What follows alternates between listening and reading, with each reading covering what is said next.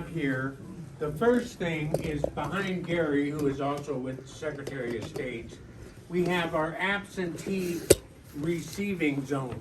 That is where we verify the signatures and make sure they match the outside of the envelope to the red card. Then, right here, we have our write-in board. When there are write-in candidates, we have 2 or 3 people making sure those ballots are marked correctly for the write-ins. Behind you is the duplication board. We have 3 people on the duplication board. So say somebody didn't want to vote for Tony, I don't know why they wouldn't, but if they see Tony and they were unsure, I sit in this room all election night and make the call. Is this ballot to be duplicated, or is it voter intent and an overvote? The most common thing is that people will put a dot, hello Bill, put a dot in the in a candidate's name and then go, no, I meant this person, and they circle another one. So that's an overvote, and we just turn it and run it through the machines. Everything else comes out here. Now, we use the DS 200 express votes. Express We will never use DS 200 because I've said that for 8 years now. But anyway, the express votes make it very simple for us to duplicate the ballots. There are always 3 people. A lot of counties will have a Democrat and a Republican and an elections person. We can't find one of those 3. Which one? Don't find many Democrats in here as poll watchers. So one thing we do too, so when we're duplicating, we have an envelope with the original ballot, and we did this, we had a very successful recount, if anyone heard about it, in December for the November 2021 election. We had a trustee recount, over 4,000 ballots, came out exactly the same, but we always have an envelope with the original ballot that we're duplicating and the actual duplication ballot. So we did compare that and showed the people that were there for the recount that too. So that was a very successful recount, and we had to hand count by statute. I think it was 5%. 5%, Yeah. 213 ballots. 213 ballots. You know how long it took us to count one race? Hand count. An hour for 213 ballots. Then from there, we had to run those 213 that we hand counted against the machine, and it came out exactly the same. And then from there, we can continue on with running it through the machine. But we did have to hand count 213 ballots for that recount. And this area is, anyone is welcome to be a poll watcher. They can come here on election night and watch everything we do. These are our tabulating machines. They are north of 100,000 apiece, and they are DSS 850 tabulators. We have 3 of them. We are the largest central county in Idaho. Ada counts at precinct level, Canyon counts at precinct level. We count every ballot, just like every ballot has to be dropped in that box, every ballot has to be counted right here. And again, we're pretty happy with the way things have gone with respect to making sure things are done correctly. Now, I love it when the media asks me, why are we getting results so late? We had 394 different ballot spaces. And the first clerk to ever count a school district election was Cliff Hayes. So all the media, sorry Bill, you guys are just gonna have to wait unless you want us to give up accuracy for speed. I choose not to do that. I've been clerk for 9 years and I'm pretty damn proud of what I've done in this department. Don't leave yet, I have a question. Sure. Does the state have the ability or a legal right to say you must do it this way, a different way than you would normally do it? I mean, you take direction from the state, and the state people are here. And Correct. But there's any difference between, let's say, another county and they want to do things differently? Like Well, if you had just mail-in ballots. Yes. It depends on what kind of machinery they have to operate with. Chad can answer. There is only by the way, there is no Dominion in the state of Idaho. There are only 2 certified companies, that is Hart and ES&S For tabulators. for tabulators. So, Bob, if I can answer your question a little more directly in terms Yes, of sir. can the state dictate? The way we will typically explain this is we put the guardrails, the state and the legislature. Legislature applies the guardrails where they see fit. We implement those guardrails. The counties then figure out which lane within those guardrails they want to operate on. So we don't dictate at the state level what equipment they have to use, but we do certify the equipment that they have to pick from. That's my version of guardrail, if you will. We don't require them to either centrally count or precinct count or hybrid count or run an absentee district or not run an absentee district. They have parameters within which they have to operate based on which of those they choose. And if they fail to operate within those parameters at that point, then yes, the Secretary of State's office does have the ability to file against them and push them to have to meet those criteria. But as long as they're meeting one of the criteria within one of those lanes, if you will, then the Secretary of State takes that as within parameters. And also, just recently, it's important to note that Senate Bill 1274 was passed regarding auditing uneven years, correct? Yes. So there, this May election, we got directive from the Secretary of State, and they have a formula based on population of registered voters, right, per county. And those counties will then be selected through a draw. Yep, I'll be happy to explain the whole audit process when we get back that way. If you want me to do that, just someone ask, explain the audit process for me, and I will do have that. another question about this process right here. Sure. Could you just walk me through, I go to my precinct polling place and I do my ballot. Right? How does my ballot get to the next step, to the next step, to the next step until You- finally they announce it on TV? Your ballot is brought back to the county. We have ballot rescue for some of our more distant counties like Bayview and Who's Harrison. bringing it back? Sheriff's Department in some instances. Poll workers, at least 2 people are with every ballot at all times. So we use a polling place right across the street over here at the Seventh-day Adventist Church.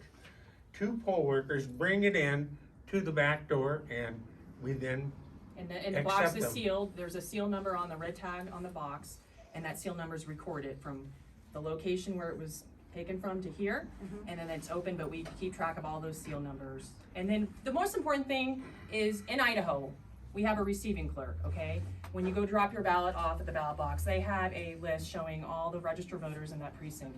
What do you have to announce before you drop off your ballot in the ballot box? In the state of Idaho, you have to announce My name? your name, right? Correct. Before that's dropped in, that's checked off on a list. So that's really important to notate. People aren't just going up to the ballot box, dropping ballots in there.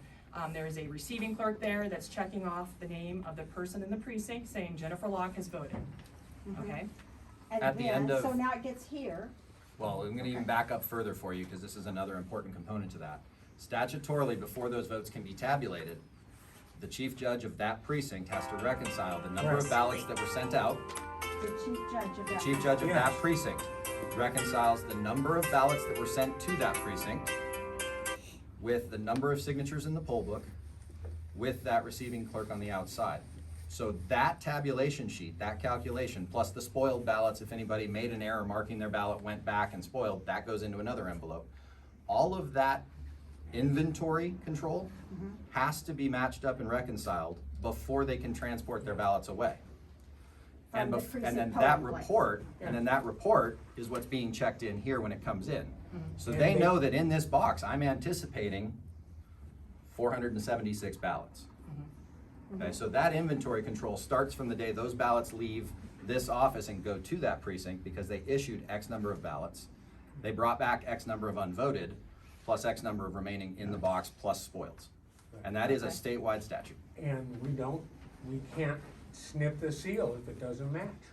Okay, but once it gets here, how does it get to the next step? We bring them back and count them.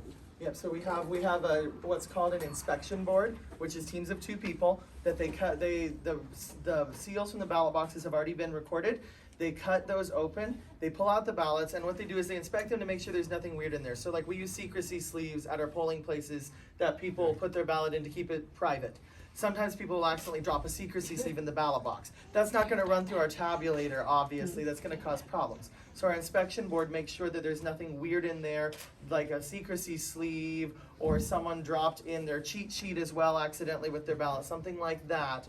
And they make sure that that's good, and then they put it in, we have this system that, we put them in green boxes, so that we know the green boxes are uncounted Right, ballots. it's high technology. Yes, high technology. And Green the means red go. Green boxes means go. Red are means stop. Counted counted. ballots. So And they come in this door to our and they side door go for this out room. that door. Yep, they come in this door.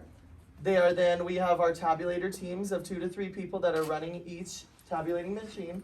And they take an entire precinct, which is what is in that box. We separate, each box has 1 precinct, and they run it through the machine. And we also have our check-in count from how many people checked in at the polling place and cast ballots and signed that e-poll book. We have that number and we compare it in real time before we save the results to make sure that it lines up. And when it lines up, we save the results and we move on to the next precinct. And we complete this process until all 70, now 73 of our precincts have been counted. Because that is, we wanna make sure every step of the way we have it documented diligently. And then once the ballots are counted, they're sealed in the box and locked back up where they have to stay for the remainder of the canvass period, plus the challenge/recount period time after that. Are So your how did- e-poll books hooked to the internet? So I think we're actually gonna talk We'll get about to e-poll e-poll books books more back there, let's try back and stay there. on tabulation I have for a the question on moment the if we can. tabulator though. If, what happens in the event of a Short failure on answer. the tabulator? Let's say one of the machines goes down. What's the process? We would Why run those 3? we run them on another machine. We had that Okay. in one of our elections. It was in T1 decided it wanted to take a break. And so we had poll watchers here and we got it running again. The first thing we had to do was run a logic and accuracy test and to make sure it was running correctly. And then we were able to run it the rest of the evening. How many ballots are submitted through logic and accuracy? It all depends on how many races there are. Depends on how many races. We have I a know pattern. there's- Yeah, but here's the thing, I've seen enough of these, and there's usually a very small amount where people run. And if, anytime you wanna go for a larger amount of papers, ballots to be scanned, the answer is always uniformly no. And no one can provide a reason as to why. We have to do logic and accuracy tests. We do it the Monday before the election, and then before, let me finish. On Tuesday, we run another logic and accuracy test. We have to do it on all 3 machines. We then verify it, that it matches our logic and accuracy sheet that's being printed out. We do that 3 times, and we do it again at the end of the evening. So it takes about an hour to do that just to get going before we run a ballot. That's not my question. My question is, there's a set amount or number. There is of not. ballots. It Well, de- I would love. I Well, would wait a love- minute, I'm just answering your question. Can we continue? We're gonna talk about this later. There is not a set amount. I've answered your question. Well, Jim, I'm sorry, I came here so I can trust the system. Okay, So if it goes down, you said one of them went down. we how did it still get have fixed? 2 other. But how did it? We get had fixed? ES&S come and they worked on the machine. The man was named Todd Case. He travels around the area in the event of a problem. We've had scenarios where we've had techs flown in actually by helicopter in order to fix equipment.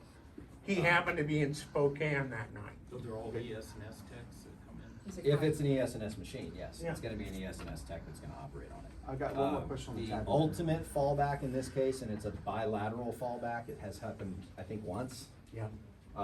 There is one more of these specific machines in Lewiston. If Lewiston's machine goes down because they do only have one, they will bring their county's ballots up here and count when this county's completed. The same could be done in reverse. Because those are the only 850s in the state. One more question with the tabulator. Sure. So is there an image that's taken of the physical ballot? There can be, but it is not required by law that we do that. If we would scan every ballot, we did that with 1 precinct just to see how long it would take. To It took export the about results. 18 minutes to get 1 precinct counted. We are verifying the number and we are double and triple and quadruple checking it. But we are not going to scan unless the legislators make it a law. Well, the reason why I ask is that most of the scanning is just instantaneous. You feed it, it takes an Yeah. image, and then the image is stored on an SD card. Is that what's going on in this county? No, so what happens, so if we choose to save the scanned images, because of the machines we have in the type, we export them onto secure thumb drives. It's not an SD card here. We do not have Unity and we do not We do not have Unity, and so. And it's encrypted. It's encrypted, Yeah. and we've determined what Clerk Brannon was talking about. When we export with the images, it took 18 minutes just to export one set of results, whereas exporting without the images takes about 2 minutes. So that secure thumb drive, correct me if I'm wrong, you'll eventually upload it to your election management system, right? We upload it to our election night results system, which is not connected to the internet as well. But it's networked, so how do you relay that to folks to give them results? If So it's not networked? so what we do then is we actually have, thank you to Ada County, who actually has taught us this process. We then take an unused thumb drive that has never been connected to a computer before. We put it into our non-connected to the internet computer, pull the results off, which we've already been able to see.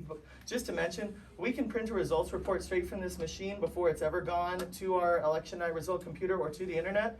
We can see the results on our election night result computer before it ever goes to a computer connected to the internet. So we take our thumb drive, a new one, unused, we put it into our election night result computer, we pull the results from it, and then we put it into a computer that is connected to the internet to upload to our state system and to our county website, where we then triple check the results before they're posted with what we've already seen. But it's networked. The final computer is networked, nothing else is connected to the internet. But the one that's going to the state. But that's, The one that's that's- important, what we put on the county is a PDF, there's one that goes to the state, and then an actual PDF that we put on our county website, we're verifying against the ERM computer, those results before we even post it. Yeah, we can see the results before they ever get to the state level, and what we push to the state, we double check to make And sure then it verify matches. to the Yes, state them. we And when double it check the arrives at the state, verification. it's still unofficial, Correct, it's which still is then unofficial. validated by a snail mail covered canvas coming 7 days later For primary. for a primary, 10 days later in a So that general. information eventually goes to CIDL, correct? It goes to where? CIDL, the company that basically provides your Secretary of State with your results, because it's not just this county, it's every county in Idaho that's So- doing a similar Sidle's process. not a Yeah, company Sidle's not a I've ever company even heard Idaho of. uses. Well, CIDL has a monopoly on getting that information. That's how Edison and the New York Times provides updates on. We don't TV. provide Oh. anything to anyone within any state contract by the name of Sidle. So, okay, then different question. How does CNN or Fox get Idaho results? to the county? They can see the results It's straight on from our our live website. results website at the state level or at the county They're level. not getting real-time results. Yeah, they Not can, from they can us. see the results the same There are a time lot of everybody else counties does. where they will put sneaker tech people Yeah. in the room, in this room. You could have someone sitting here. We've had a stringer We've sit up had, in front, we have up stringers front up there when those during results election come night. out, and Yep. they'll give them a copy of that set as they're pushing it out. But a lot of those results are anything from exit polls to forecasts to estimates. They're not getting it from us. And I Yeah, can they point blank literally tell you that bury because you 4 can years tell me. 4 years ago, I sat standing right next to the Secretary of State watching real time as our results were coming on and watching CNN ahead of us with different counts and different precincts reporting and everything else by 5 to 7 minutes. And I didn't have the results at the state yet. Right. So They were it's literally a in good the question. building. Where Yeah, did they CNN literally- get it? They're in the building. They're Typically, literally- like They Edison have or stringers ABC in the News, building in most yep, counties. And they're will getting a send someone PDF that's copy here on of it. election night and get a PDF copy of the results as we're uploading. Yeah. Yes. We're gonna move on to, Jim, okay, just to refresh my mind, we have the tabulators which are air gapped to the Yes. internet, right? No way for that. You actually have to take a physical thumb drive and walk it into the other, another computer, Encrypted. which is air gapped. Yes. Okay? And this other computer is in another room. Yes. You sit down, you put it in, you get tabulated, and after that, you take the information out of that and put it finally into a computer that is connected to the internet. No, different drive. A different drive. Yep. Okay, a different drive. And that drive, once it's used, goes into a red envelope that doesn't get used again until those are DOD cleaned. Got it. So those are And scrubbed, okay. I'm the one that came up with Now- that process. I'm looking, the question I got though is I'm looking on my phone here, there's a bunch of Wi-Fi interfaces in here, there's only one that's not secure. Right. Okay, how do I know that that computer doesn't have a Wi-Fi connection? cause it's a hardwire into the county's system. No, the one that comes, Oh. the one you take out of here and you go to It's the not other air gap connected computer. to any, it's set up because it is, so it's an ESNS encrypted computer, or ERM computer. It's not, it's set up, it's set up to where you can't put it on the internet at all. Wi-Fi, wired, period. It's set up to stand alone. Purpose-built machine. It be just a computer that does not connect to anything other than that thumb drive that goes into Okay, it. so it lacks even the It lacks internet the- abstraction yep. layer that you need to go Exactly. from there Correct. out of the system. Nice. Do Okay, your tabulators have USB ports? thank you. We wouldn't be able to export to a thumb drive if they didn't have a All right, USB so you're port. familiar with USB modems, correct? The USB Not ports for because all the we don't have tabulators, USB. and You the don't have assessors to any. verify this are inside the machine itself, beyond the security component, and locked in its own individual compartment as well. And I surmise that someone could open that and use. No. Well, someone whom? Because you have inventory control tags on both ends of that. So could someone speculatively beat the entire inventory tag tracking system, Yes. load a thumb drive in there? Sure. And who's, and As they're a- on camera too, you know, we have live Yeah. streaming They're on cameras. camera in a locked room. They have to have the key to that port on the And- machine, which is also locked up. Which is presumably, run by people that are vendors or people that have expertise that you're trusting. And that's the question of trust, right? So I'm not Well, I saying mean, that, I'm ultimately- not saying that I would go in there, I but mean- someone from ESNS. Ultimately, everything's a question of trust in this world to some level. You trust your banker to not steal money from your account. Banks like- are way more secure than our elections, sir. Well, sir, what I'm saying is as someone who works here and who helps administer this election, I can tell you that we have multiple security safeguards on who is allowed to access our machines. We have multiple security safeguards on what they're allowed to access. And we don't just let anybody into this room. It's staff and it's You have to yeah, look at it's anything. tied When in you're tight. asking a question, could. And the answer to the question could is yes. And that is the answer to every question that every person responsible for risk mitigation has ever looked at. The answer to every one of those questions, from military all the way through to the simplest thing. Could I get hit walking out this door by a car in the parking lot? Yes. No. We let you talk, you're gonna let me talk. You all are very, very hostile to these questions. I don't quite understand it. I'm just asking the question. Okay. And it's like I'm getting browbeat for simple questions. Well, because I'm trying to answer your question, you're cutting me off and telling me I'm not, okay? When you get into risk mitigation, you start putting layers of additional defenses around that risk. So is there a potential risk that someone could take a USB modem and put it in that machine, be it a DS200 or this? Yes.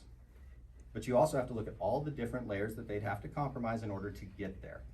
And based on the mitigations that we've got in place for those risks, we're comfortable that we've mitigated that risk to the best of our abilities. Well, the reason why That's I the asked point I that wanted is to make. because I've been to similar counties Okay? with similar confidence levels in the answer, with people saying that we don't have any chip modems hardwired to our tabulators. Okay? In counties that use ESNS, in Okay. particular Antrim County, made a similar claim. What state? This Michigan. Okay. Don't know anything about Michigan. Well, that's fine, but they use ESNS machines. Do you know what Same- version of software they have? Yes. Yes, but I don't have. What Unity? version of software do they have? And is it the Idaho software? Because there's different levels and certifications of software. I'm talking for about a chip ESNS. modem at this point, not the software. So you follow me right now, before someone interrupted. I think maybe we need to go and let ESNS Yeah. talk, and let And they people can hear cover them. some of these. Yeah, and they can, let them do the presentation, we can ask questions from them, because they're all sit, the okay. experts on the machines. So. That's where you go early vote here. Thank you. That's a dodge. No.